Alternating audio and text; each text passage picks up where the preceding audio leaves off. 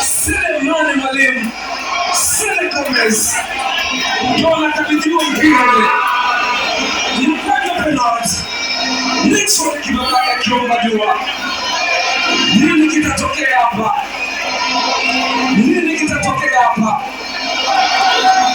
Mwalimu ardhi ya Zanzibar inamtambua 2023-2024 MVP wa ligi kuu ya Zanzibar. Mfungaji bora wa bao 20 na assist 7. Goals involvement 27 ikiwa na KVZ. Mpira kwenye kijoti. Big moment. Big moment of the game. Kwa wakati muhimu zaidi. Shikishiala amesogea pale kwa Selemani Mwalimu. Anakwenda kufanya mind again. Karibia tulieni.